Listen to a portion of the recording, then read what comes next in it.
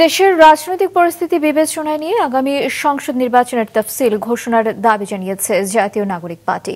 আর নির্বাচন কমিশন বলছে, আগামীতে কেমন দেশ ও গণতান্ত্রিক পদযাত্রা দেখতে চাই তার একটা আভাস হতে যাচ্ছে আসন্ন এই নির্বাচন।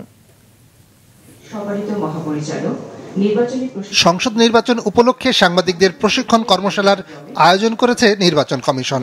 আগারগাঁওয়ে নির্বাচন প্রশিক্ষণ ইনস্টিটিউট ভবনে প্রথম ধাপের এই কর্মসূচির উদ্বোধন করেন নির্বাচন কমিশনার আবুল ফজল মোহাম্মদ সানাউল্লাহ।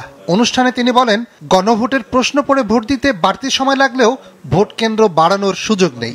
আগামীতে আমরা কি ধরনের দেশ দেখতে চাই, আমাদের গণতান্ত্রিক পথযাত্রা কেমন হবে, তার একটা tone setting, course setting event হতে যাচ্ছে ফেব্রুয়ারি 2026-এর নির্বাচন।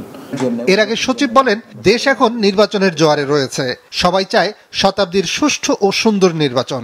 নির্বাচনে জোয়ার আমরা আছি এবং আপনার রাজনৈতিক দলগুলো নেই মূলত তাদের মূল দায়িত্বটা পালন করবেন, কিন্তু আমাদের দায়িত্বটা হবে যে তাদের অবস্থানগুলোকে স্পষ্ট করে সামনে তুলে দেওয়া, কারণ আমরা একটা ভালো নির্বাচন চাই, শতাব্দীর ভালো নির্বাচন চাই।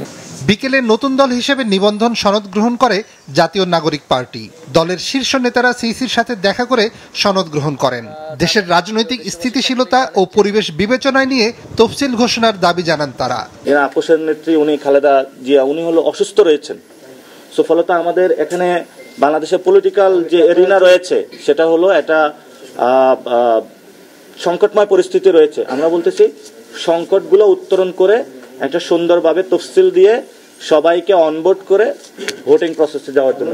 তফসিল দেওয়ার সময়টা যাতে রাজনৈতিক স্থিতিশীলতা থাকে এবং প্রত্যেকটা দলই যাতে নির্বাচনী যাত্রা শুরু করার একটা পরিবেশে থাকে, তাদের দলের ভিতরে এবং সার্বিক রাজনৈতিক সেই পরিবেশটা যাতে থাকে। এনসিপি নেতারা জানান, এই কমিশনের ওপর তাদের আস্থা না থাকলেও ভোটের আগে লেভেল প্লেইং ফিল্ড তৈরি করা কমিশনের দায়িত্ব। গাম্ভীর্যের সাথে নিয়াজ মোরশেদ, মাছরাঙা সংবাদ, ঢাকা।